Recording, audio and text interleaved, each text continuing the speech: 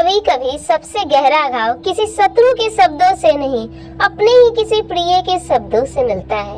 एक पिता था जिसे अपनी बेटी से प्रेम था। एक बेटी थी जिसने अपना पूरा हृदय अपने पति को समर्पित कर दिया था।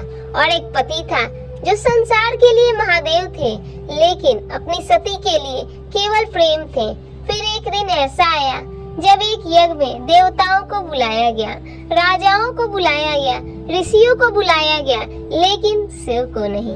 और बात केवल निमंत्रण की नहीं थी। उस दिन एक पिता का अहंकार एक बेटी के हृदय से टकराने वाला था।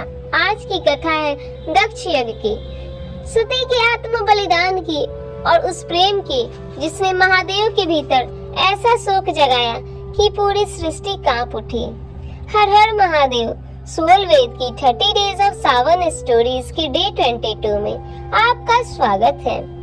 दक्ष यज्ञ और सती के आत्म बलिदान की कथा शिव पुराण, देवी भागवत पुराण और महाभारत सहित कई ग्रंथों में मिलती है। अलग अलग पुराणों में कथा के विवरण में कुछ भिन्नता पाई जाती है, पर मूल घटनाक्रम लगभग सभी परंपराओं में समान रूप से मिलता है। इसी कथा से 51 शक्ति पीठों की उत्पत्ति भी जुड़ी है, जो आज भी भारत भर में करोड़ों भक्तों की श्रद्धा का केंद्र है। राजा दक्ष प्रजापति ब्रह्मा जी के मानस पुत्रों में से एक थे। उनकी पुत्रियों में एक थी सती। सती केवल दक्ष की पुत्री नहीं थी, वो ऐसी पुत्री थी जिनके हृदय में बचपन से ही एक ही नाम बस चुका था, शिव, जिसे संसार अघोरी कहता था, जिसके शरीर पर भस्म थी, गले में सर्प थे, जिसका निवास कैलाश था।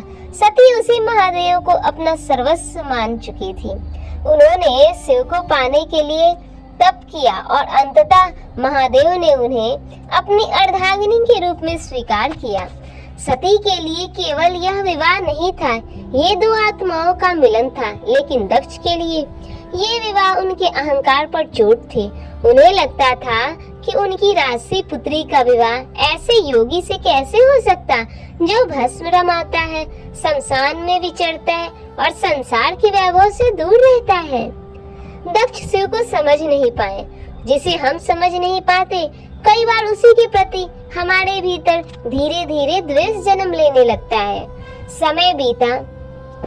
एक दिन दक्ष ने विशाल यज्ञ का आयोजन किया। तीनों लोकों से देवता, ऋषि और अनेक गणमान्य जन वहां आमंत्रित किए गए। यज्ञ की तैयारी बहुत थी, लेकिन उस भव्यता के बीच एक अनुपस्थिति बहुत कुछ कह रही थी। शिव को आमंत्रित नहीं किया गया था। सती को जब ये समाचार मिला, उनका मन बेचैन उठा। उन्होंने महादेव से कहा, पिताजी के घर इतना बड़ा आयोजन है, मैं वहां जाना चाहती हूँ। महादेव शांत थे। उन्होंने सती को समझाया, जहाँ सम्मान ना हो वहाँ बिना बुलाए जाना उचित नहीं। शिव जानते थे दक्ष के मन में उनके लिए प्रेम नहीं, अपमान था, लेकिन सती का मन पिता के घर जाने के लिए व्याकुल था। आखिर वो उनका मायका था। उन्हें लगा पिता के घर जाने के लिए भी क्या निमंत्रण चाहिए, और वो चली गई। जब सती यज्ञ स्थल पर पहुंची तो वहाँ चारों ओर उत्सव था, लेकिन उनके लिए सब कुछ अचानक मौन हो गया। बहनें थी, माता थी, ऋषि थे, देवता थे, लेकिन उनके स्वागत में वो अपनापन नहीं था जिसकी एक बेटी अपने पिता के घर में अपेक्षा करती है। और फिर सती की दृष्टि यज्ञ पर पड़ी। वहाँ शिव का भाग नहीं था। सती का हृदय कांप उठा। उन्होंने पिता से पूछा, पिताजी, महादेव का यज्ञ भाग कहाँ है? दक्ष के भीतर वर्षों से दबा हुआ अहंकार उस क्षण शब्द बनकर बाहर आया। उन्होंने शिव का अपमान किया, वही शिव जिन्हें सती ने अपना जीवन माना था। सती सुनती रही। एक ओर पिता थे, दूसरी ओर पति, लेकिन यह केवल पति का अपमान नहीं था, ये उस प्रेम का अपमान था जिसे सती ने अपने अस्तित्व का आधार बनाया था। उनकी आंखों में आंसू थे, लेकिन आवाज में दृढ़ता। उन्होंने कहा, जिस महादेव को आप अपमानित कर रहे हैं, उन्हें आप नहीं जानते। फिर सती ने अपने चारों ओर देखा। ये वही स्थान था जहाँ वो पिता का स्नेह पाने आई थी, लेकिन आज उसी स्थान पर उनके आराध्य का अपमान हो रहा था।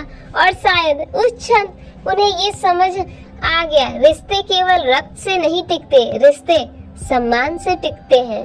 सती के भीतर दुख शब्दों से परे हो चुका था। वो दक्ष की पुत्री थी, लेकिन उस क्षण उन्होंने ये तय किया कि जिस शरीर को उन्होंने दक्ष से पुत्री रूप में पाया है, उसे वो अब अपने उस अपमान से जोड़कर नहीं रखना चाहते।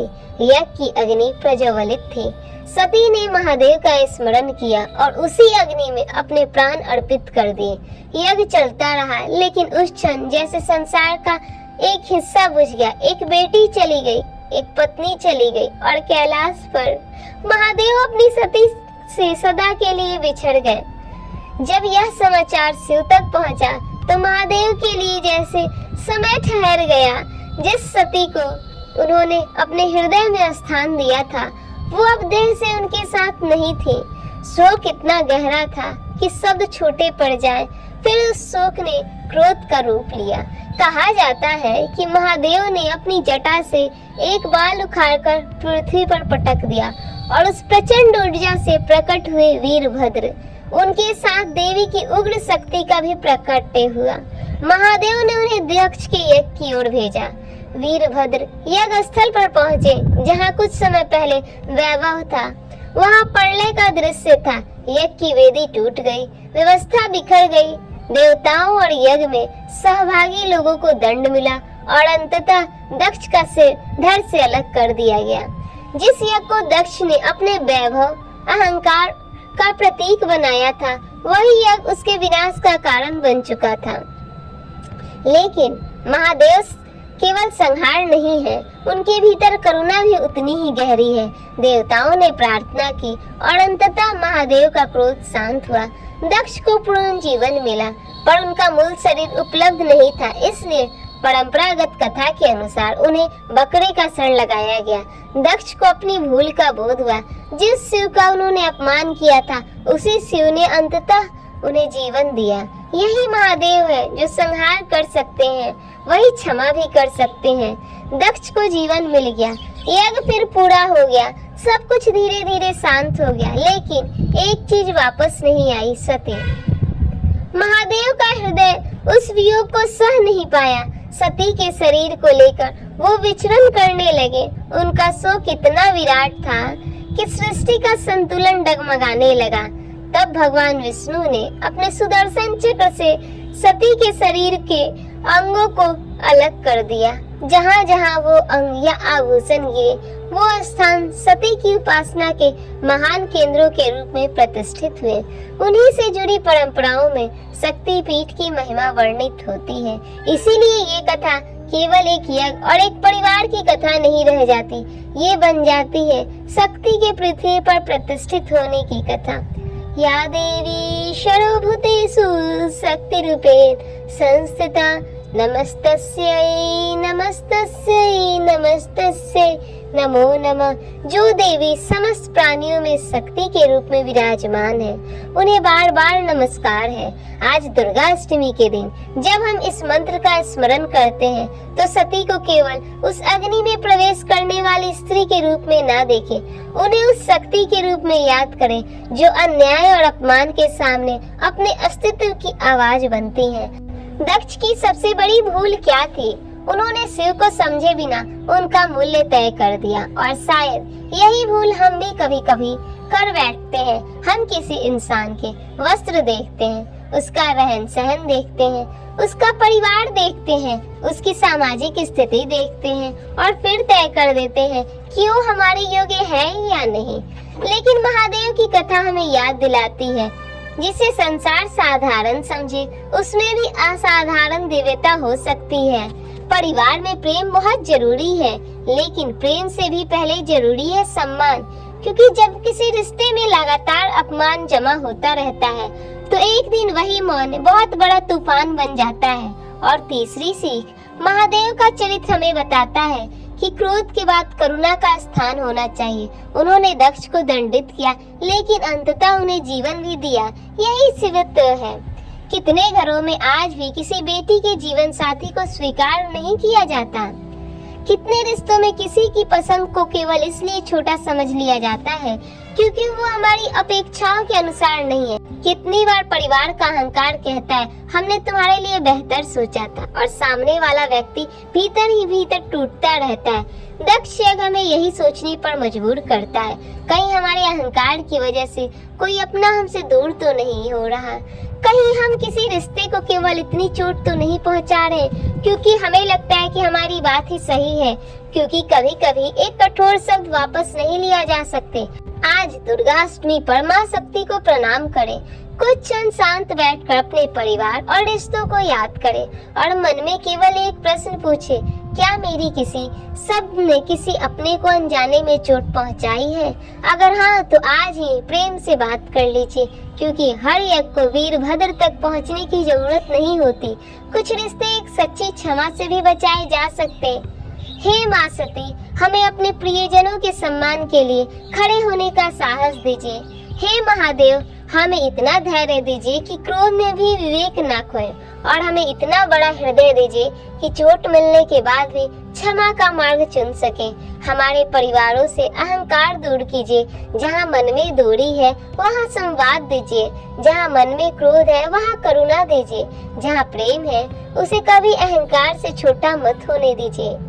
पारिवारिक रिश्तों में सम्मान और सामंजस्य से जुड़े मुद्दों पर बात करनी हो तो सोलवेद की कम्युनिटी में और भी लोग अपने अनुभव साझा करते हैं, बिना किसी जजमेंट के, सिर्फ समझ और साथ के साथ। लेकिन सती के जाने के बाद महादेव के भीतर जो शोक उठा वो केवल आंसुओं में नहीं रुका, वो बदल गया एक ऐसे नृत्य में जिसके एक एक कदम से सृष्टि कांप उठी। कल शिव तांडव, जब महादेव का दुख बना सृष्टि का सबसे प्रचंड नृत्य। इस वीडियो को लाइक, शेयर और सब्सक्राइब करना ना भूलिए, ताकि 30 डेज ऑफ सावन स्टोरीज की अगली कथा आपसे न छूटे।